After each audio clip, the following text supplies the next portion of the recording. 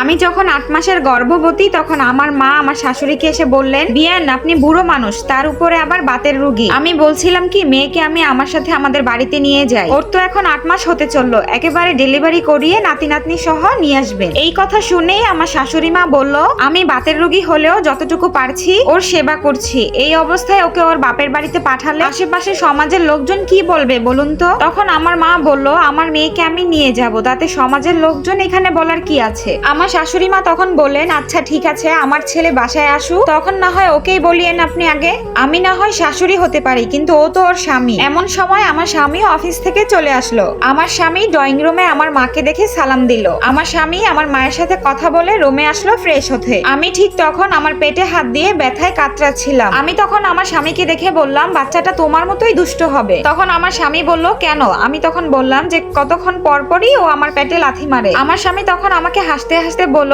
সম্ভবত আমাদের সংসারে মেসি আসতে চলেছে। আমার স্বামী তখন আমাকে জিজ্ঞাসা করলো, তোমার মা কখন এসেছে? আমি বললাম দুপুরের পরে। এমন সময় আমার মা আমাদের রুমে আসলেন। এরপর আমার মা আস্তে আস্তে সব কথাই আমার স্বামীকে খুলে বললেন। আমার এই অবস্থাতে যে আমার সেবা যত্নের প্রয়োজন সেটা আমার স্বামীকে বোঝাতে লাগলেন। আমার স্বামী সব কথা শোনার পর বললেন যে আমার মা কি বলেছেন? তোমার মা বললেন উনি তো তোমার উপরেই সবকিছু ছেড়ে দিয়েছেন। এই কথা শোনার পরে তখন আমার স্বামী বললেন যে ঠিক আছে, আপনার যেটা ভালো মনে হয় আপনি সেটাই করুন, তবে আজকের রাতটা আমাদের বাড়িতে থাকেন, কালকে সকালে না হয় ওকে নিয়ে আপনি বাড়িতে চলে যান। তারপর আমার মা বললেন যে বাচ্চা কাচ্চা হয়ে গেলে তারপর না হয় তুমি ওকে নিয়ে চলে এসো। তারপরের দিন সকালবেলা আমি আমার মাকে নিয়ে ওই বাড়ি থেকেই চলে আসলাম। কিন্তু ভাগ্যের কি পরিহাস, আমি আমার মাকে নিয়ে আমাদের বাড়িতে আসার 2 দিন পরেই আমার মা স্ট্রোক করেছেন। আমার মায়ের বাদিকটা পুরোটাই অবশ হয়ে গেল। আমার মা আমাকে নিয়ে এসেছিল আমার দেখাশোনা করার জন্য, কিন্তু এখন উল্টো আমি আমার মাকেই দেখাশোনা করছি। আমার মা বিছানায় শোয়া অবস্থায় কাঁদতে কাঁদতে আমাকে বলল, মারে তোকে এনেছিলাম তোর সেবা যত্ন করবো বলে, কিন্তু এখন তো উল্টো তোরই আমাকে সেবা যত্ন করতে হচ্ছে।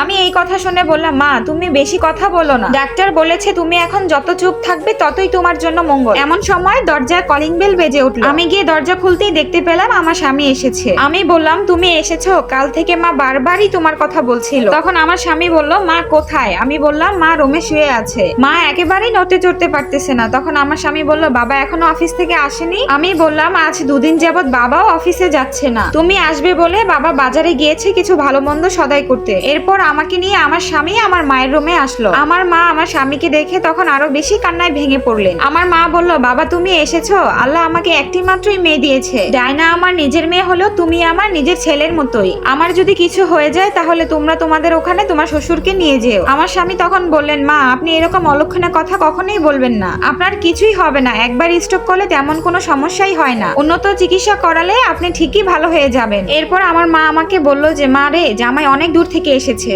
জামাইকে একটু নাস্তা পানি দে। এরপর আমি আমার স্বামীকে নিয়ে ডাইনিং রুমে চলে গেলাম। ডাইনিং টেবিলে নাস্তা করতে করতে আমার স্বামী তখন আমাকে বলল, সন্তানটা জন্মের পরেই তুমি বাড়িতে চলে এসো। আমি তখন বললাম, বাবা সারাদিনই চাকরিতে ব্যস্ত থাকে, ছোট ভাইটাও ভার্সিটি ও টিউশনি নিয়ে দিনভর ব্যস্ত থাকে, সারাটা দিন মাকে দেখার জন্যই কেউই নাই। এই অবস্থাতে আমি আমার মাকে একা ফেলে ওই বাড়িতে কিভাবে ইবা যাই? আমার স্বামী তখন আমার কথা শুনে রেগে গিয়ে বলল, কি বলতে চাও তুমি? বলছিলাম যে মা কিছুটা সুস্থ হলে একা একা চলতে ফিরতে পারলেই তখন না হয় আমি এখান থেকে চলে যাব, মা যতদিন না সুস্থ হয়ে ওঠে ততদিন আমি না হয় এ বাড়িতেই থাকবো। তখন আমার স্বামী আমার উপরে বিরক্ত হয়ে বলল, তোমার মা সুস্থ স্বাভাবিক হয়ে উঠতে আরো 6 মাসের মতো লাগবে, আর এই 6 মাস ধরেই কি তুমি এখানেই থাকবে? আমি তখন বললাম, 6 মাস লাগবে না, ডক্টর বলেছে 2 মাসের মধ্যেই মা সুস্থ হয়ে যাবে। আমি যেহেতু বাড়িতে যেতে চাচ্ছিলাম না তখন আমার স্বামী আমার উপরে রেগে যায় এবং পরের দিন সকালেই সে তার বাড়িতে চলে যায়। আমার স্বামী তাদের বাড়িতে ঢুকতেই দেখতে পেল তার ছোট ভাই ডক্টরকে নিয়ে বাড়ি থেকে বের হচ্ছে। ডক্টর আমার স্বামীকে দেখে বলল, পিয়াস তোমার মায়ের অবস্থা বেশ একটা ভালো না, ওনার সেবা যত্ন করার জন্য একজন মহিলা দরকার, তাই আমার স্বামী সিদ্ধান্ত নিল কয়েকদিন পরে গিয়েই আমাকে নিয়ে আসবে। আমার স্বামী যেদিন আমাকে নিয়ে যেতে আসলো সেদিন আমার মা বাচ্চাদের মতোই কান্না করছিল।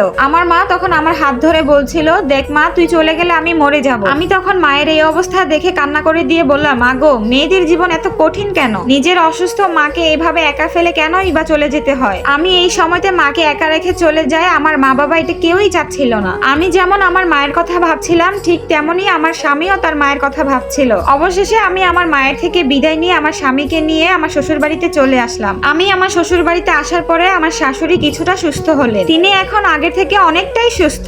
এরপর একদিন আমি আমার স্বামীর কাছে বললাম, তুমি আমাকে আমার মায়ের কাছে যেতে দাও। ওকে বললাম, তুমি তো জানোই আমার মায়ের শরীর খুব খারাপ হয়ে গেছে। তখন আমার স্বামী ভেবেছে আমি চলে গেলে তার মায়ের সেবা যত্নের ঘাটতি হয়ে যাবে। যাবে, তার মায়ের অসুস্থতা বেড়ে যেতে পারে। তখন আমার স্বামী চেঁচিয়ে বলল যে কখনোই না, আমার মা পুরোপুরি সুস্থ না হয়ে ওঠা পর্যন্ত তুমি কোথাও যেতে পারবে না। আমি তখন স্তব্ধ হয়ে আমার স্বামীর মুখের দিকে তাকিয়ে রইলাম।